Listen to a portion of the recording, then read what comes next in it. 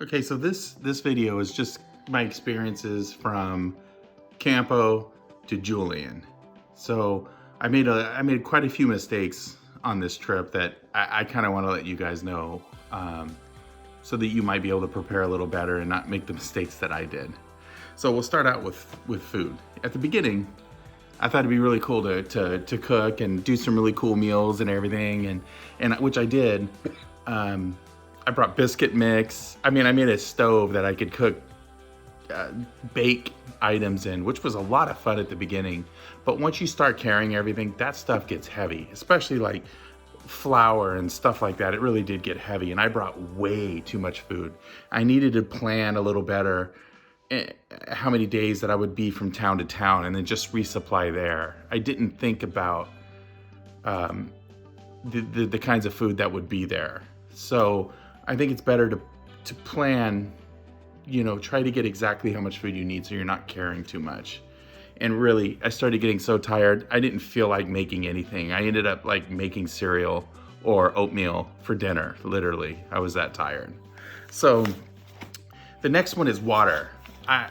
This might not have been a mistake, and it might have been a mistake, but I carried enough water from go to point A to point B, which was more water than I needed, considering I knew the weather was rainy and there would be water, but I still carried enough where I didn't have to really, I only stopped a couple of times and filled up water jugs, but I had enough water for each leg, which I could have saved myself a lot of weight by planning water a little bit better. And along with water, I brought a regular Sawyer filter, mini filter, and I also brought a SteriPen. But when I got out there, the SteriPen only worked one time. I don't know if it was defective, but I ditched it. I actually threw it away when I got to Mount Laguna, because I couldn't get it to work ever. And I thought a SteriPen would be cool because I could sterilize clear water and not have to sit there and filter through a Sawyer filter. So SteriPen, I don't know if it's a good idea or not, but it was heavy. It had batteries. Now, I go over gear. Let's start out with the tent. I bought a really nice Hyperlight Old Mid 2 tent. It was 2 pounds. It's all Dyneema. We actually bought the Dyneema material, and I made the tarp for the bottom.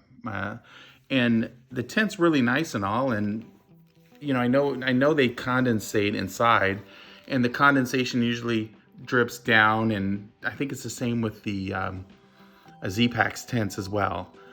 But the problem is when it's windy and the wind is blowing your tent around, that condensation is falling on you and getting everything wet. And I didn't account for that. I'm wishing that I had gotten a dome tent that I didn't have to stake out. I could have just set it up, because in the pouring rain, when the ground is muddy, and literally ground is muddy, you have to stake out your tent in the rain, on your knees, in the mud, then get into your tent and try to clean up the best you can and get into your sleeping bag. And it was miserable. The weather was so bad, and it was so miserable doing that. It would have been nice just to be able to set up a dome tent, freestanding tent, where I didn't have to, I probably still would have had to stake it down, but it would have been much faster, much cleaner. So the tent, I spent way too much money on. I could have gotten a little bit heavier tent that was dome and just suffered with the weight. It would have been worth it. How much did you pay for your tent? Oh, the tent was over $1,000. Dyneema, top of the line, great tent, but it didn't work for me in the rain. It held up fine, but the condensation leads to my next item, and that's the sleeping bag. Do not get a down sleeping bag. The sleeping bag was warm, it was down, but the problem is I had so much condensation from that rain flooding in on my sleeping bag, it actually got it wet. And I nearly froze to death, literally nearly froze to death because of that sleeping bag. And it was DWI treated, it was down treated, and it still got wet. I have no idea why that night there was so much condensation in the rain, but it was bad. And the sleeping bag, it nearly killed me, which leading to my second one is your jacket. Don't get a down jacket. In the rain, that jacket got soaked and it was cold. So that was my plan, was getting a down sleeping bag and having my down jacket to keep me extra warm. Both of them went out the window as soon as they got wet. So the down jacket, absolutely would never buy again for hiking in any kind of bad weather. So what jacket would you have taken? I would have taken a synthetic fill jacket, maybe even a little thicker, maybe a jacket / rain jacket, something a little thicker. What about a different sleeping bag? Yeah, I would definitely get a synthetic fill.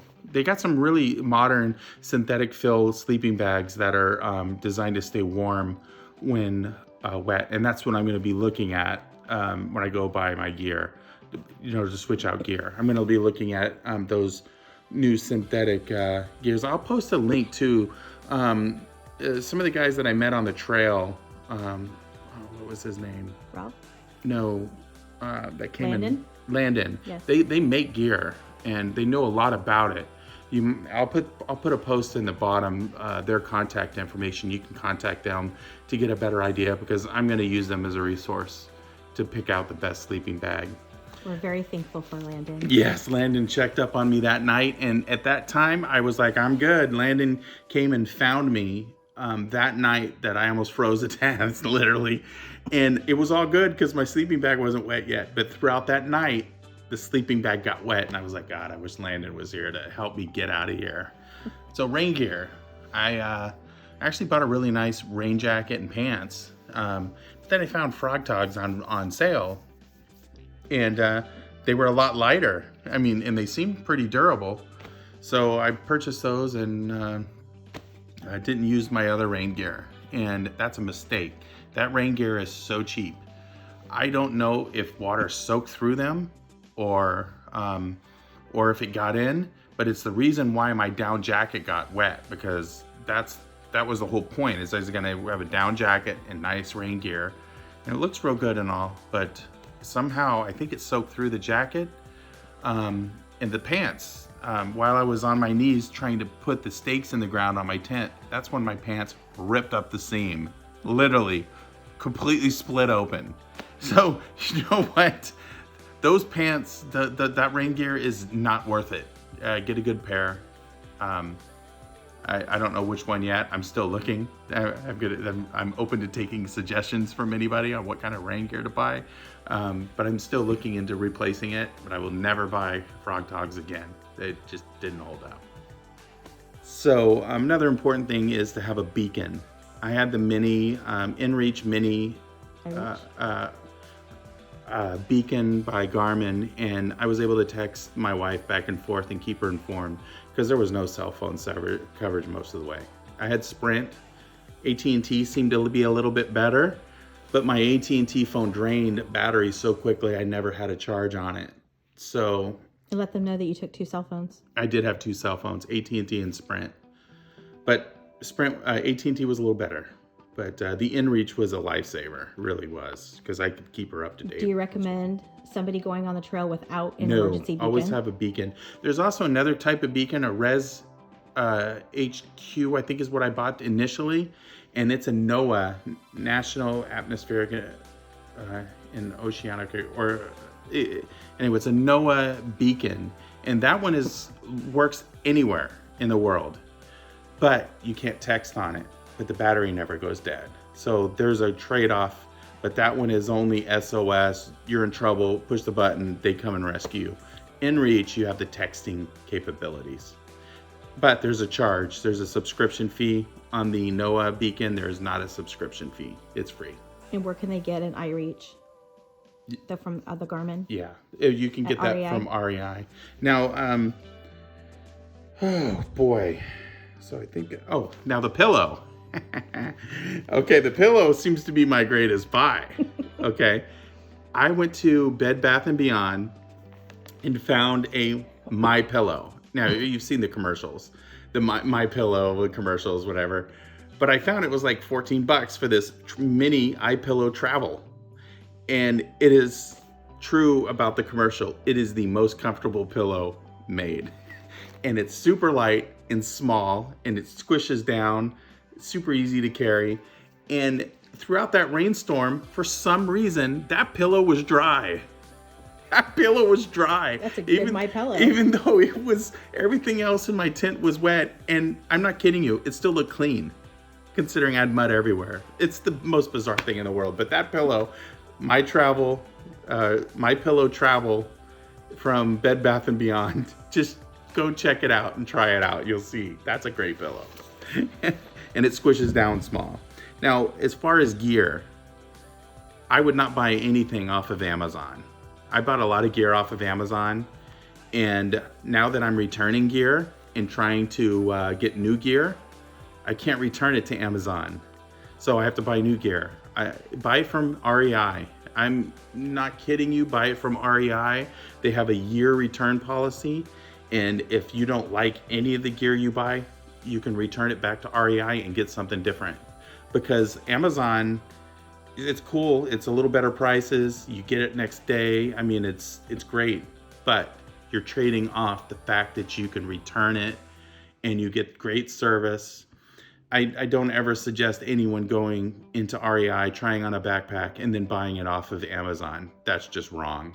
And your return experience is just going to be as bad. So buy it from REI, spend the money. I mean, you're spending a lot of money on this trip. And change out the gear if you need to. They'll take it back even if it's worn out, as long as it's before a year. So can't return the sleeping bag. So I'm gonna have to buy a new one. I wasted all that money. And the down jacket as well. What was the return policy on the iReach? A return policy for any electronics is 90 days. So 90 days on the electronics, but everything else is like a year. So yeah, so if it breaks or anything goes wrong with it, return it back to REI. And there's REIs along the trail you can hitch a ride to or send it home and have someone return it. And REI will ship stuff right to the trail for you. And they have just great people that know a lot about it. As a matter of fact, when I went to REI the first time, there was several people there that had hiked the PCT trail that worked there. So I should have listened to them on the sleeping bag. I should have bought the sleeping bag there. And the tent there. I didn't buy the tent there. How much did you pay for your sleeping bag that you took? The one I took was like $100. It was on sale, and it's a good quality sleeping bag. And you got that from Amazon? Yep. So anyway, so let's move on now. Oh, I did want to go over the backpack. The backpack I got was an Osprey Exos 58. Excellent backpack. It fit good on my hips, my shoulders, everything. And I don't know, everybody's different.